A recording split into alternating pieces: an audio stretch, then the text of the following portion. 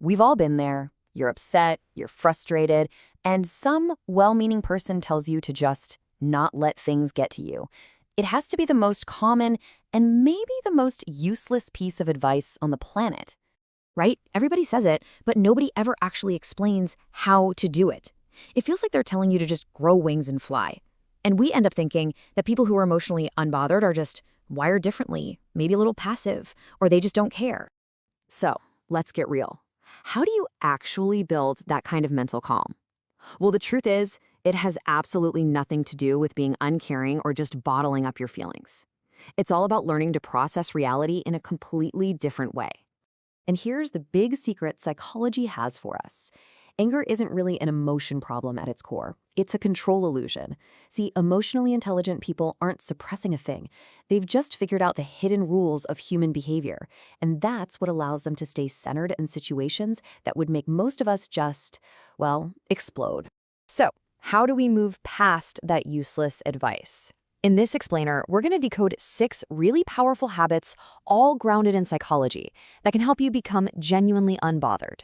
Let's start with 2 habits you can use right now in the heat of the moment. Think of these as your emotional first aid kit.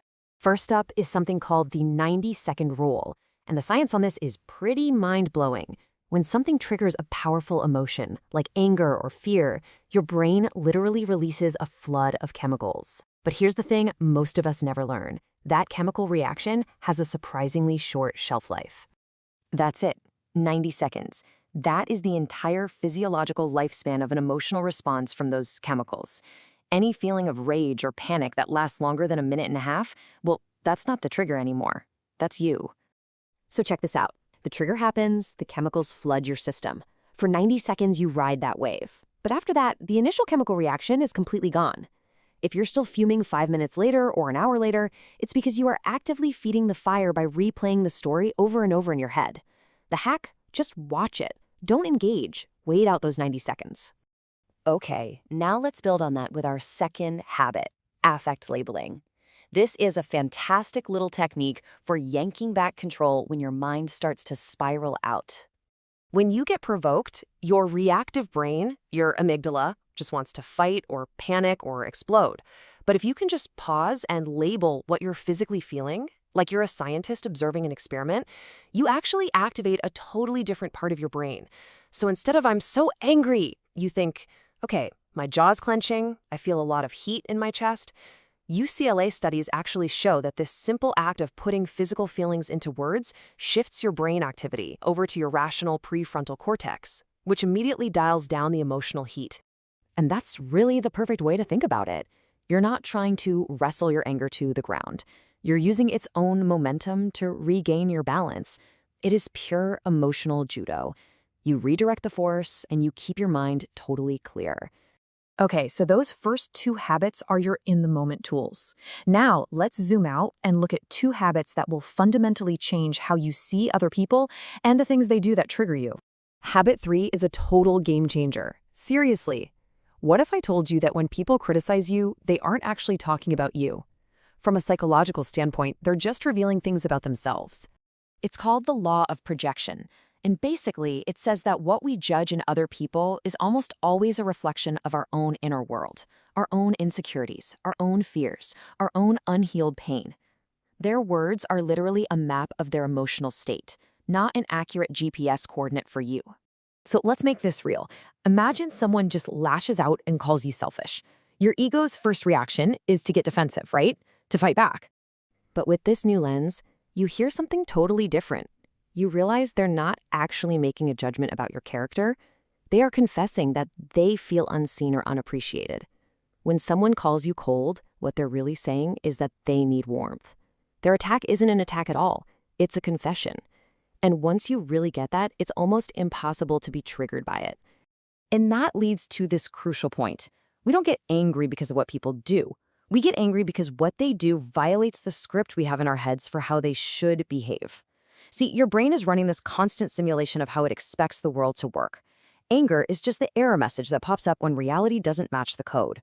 Unbothered people, they just stop expecting reality to follow their rules. They accept things as they are, which eliminates all that friction that creates anger in the first place. All right, let's move on to our final two habits. And these represent the deepest, most powerful level of mental reframing. This is where you go from just managing your emotions to actually transforming them. Habit 5 comes straight out of cognitive behavioral therapy, or CBT. It's called cognitive reframing. It's all about consciously changing how you interpret a situation to change how you feel about it. And it all boils down to one simple thing: the question you ask yourself. So when something tough happens, the victim mindset always asks, why is this happening to me? It's a question that automatically leads to feeling powerless. But the growth mindset makes one tiny shift and asks, what is this trying to teach me? The instant your brain starts looking for a lesson or for some kind of meaning, the emotional spiral just stops. You turn chaos into an opportunity with a single, better question. And our final habit. Well, this might be the most profound shift of all. It's about understanding the motive behind everything, both yours and theirs. It's about learning to shift from your ego to your observer. Just look at this breakdown. The ego, it lives for conflict. It has to be right, it has to win, and it sees anybody who disagrees as an enemy. But the observer doesn't care about winning. It's just curious. It wants to understand. When you start operating from that observer perspective, people stop being enemies and they become fascinating case studies. You start to see the insecurity hiding behind their arrogance or the pain that's fueling their cruelty. You don't have to forgive them, but you can understand them. And in that understanding, the anger just dissolves. So what's the big takeaway here? The path to becoming emotionally unbothered isn't about learning some new trick. It's about outgrowing the old, reactive version of yourself. It's about realizing that most people are just playing out their own internal programming over and over again. And that brings us to the ultimate point.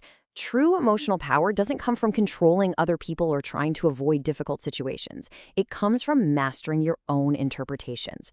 When you are the sole author of what things mean to you, nothing external can really touch you. Nothing can offend you because you refuse to let it define you. But look, this isn't just theory, it's a practice. So the real question I have for you is, which one of these habits are you going to start with? Which one feels like the key that can unlock a little more peace for you? Give it some thought, because that's where all the real work begins.